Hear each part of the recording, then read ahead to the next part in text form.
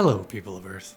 My name is Elon Osborne, and I like to talk about movies, audio, and music. And today I want to touch on two configurations that you might have been thinking about if you're considering upgrading to a 9-channel receiver sometime soon. Should you go with 5.1.4 or 7.1.2? Well, honestly, there are definite pluses and minuses to both. So let's go over those details. Food for thought.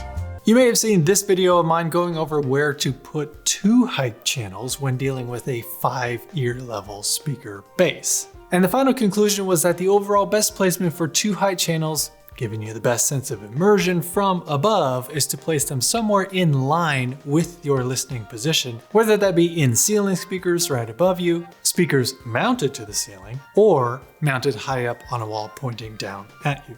The only downside to that is it's not exactly as easily expandable if and when you decide to go to 4 height channels. With that being said, you may have seen this video about 2 versus 4 height channels. And the conclusion to that was that it is better to have 4 so that you have a more natural sense of movement with your height effects, creating a 3D cube that objects can then move freely around in. And when it comes to 4 height channels, I'm still a big proponent of the science behind an RO3D setup. Namely that it's easier for your brain to perceive audio coming from above you if the speakers are placed at a 30-degree angle from your listening position. That's why mine are mounted on the front, side, and back walls at 30 degrees, as opposed to somewhere between me and the screen. Now, for this test, I once again revisited the Corner's Pixie scene from Harry Potter and the Chamber of Secrets, but also midway, specifically chapter 13, since the sound design is insane. Every time it's the first person view when the planes are dive bombing straight toward the aircraft carriers from above. Bullets constantly whizzing by. It's crazy. There's this one part that I kept rewinding over and over again, and that was here when this dude is like, we got to attack like immediately. But then he looks up because planes are approaching. In the theater, I stood up on the couch arm and put my ear to the side heights when I had it set to 7.1.2. And the sound of the planes is literally only in the heights. It doesn't bleed into the surrounds or surround backs at all. It's really cool. Just a testament to this mix in particular because they properly had Atmos in mind.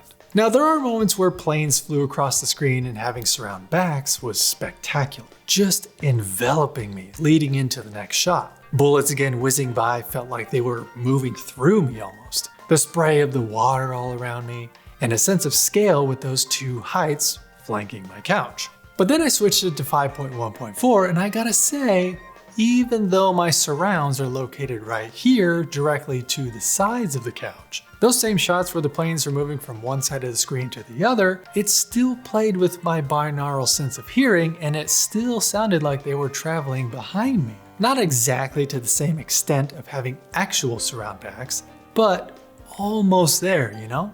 And now, since I have 4 heights instead of just 2, the sense of movement with height effects translated better. Like that same scene where the general looks up, there's some movement there instead of just seeming like the planes are above me.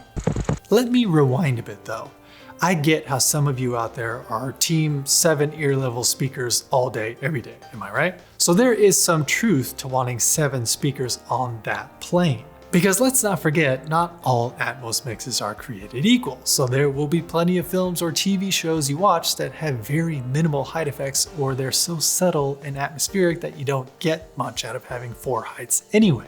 Typically, more audio will be consistently coming out of your ear level speakers, so having a 7.1.2 setup does have its pluses in that regard. But if you have a 7.1.2 setup and your heights are mounted straight above you or to the sides, when you decide to upgrade to a 7.1.4 configuration, you can't really have those heights above your listening position anymore. To get the best effect, the heights will need to be in front and behind your listening position. So that's possibly going to require patching up holes in your ceiling or patching up screw holes, which isn't the funnest thing in the world. Because going from a 5.1.4 setup to a 7.1.4 setup is super easy. Just reposition your surrounds to your sides and add 2 speakers behind you for surround backs. Boom, done.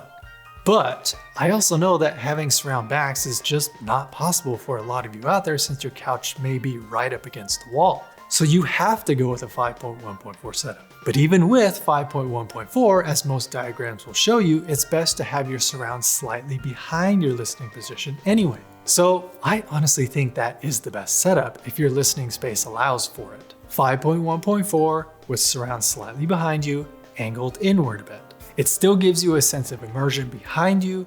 You've already got heights placed where they need to be for the best movement of effects when they happen, and all you gotta do is move the surrounds and add surround backs when you expand to 7.1.4. But there is one scenario where 7.1.2 can work without having to do some drywall patching in the future. Let's say your ultimate goal is to have 7.1.6. Now you can start with those two height speakers above you, then just add 2 more in the front and 2 more in the back. Success. You wanna know what's crazy though? The new Denon and Marantz AVRs coming out not only support up to 4 subwoofers, but also up to 6 height channels, like with the X3800H and 4800H. I don't know if you knew this, but that is totally unique to any other AVR in its class. Instead of having a 7.4.4 setup with the help of an external amp, you could potentially have a 5.4.6 setup. What? I don't even know what that sounds like, but I'm stoked that it's even a possibility now.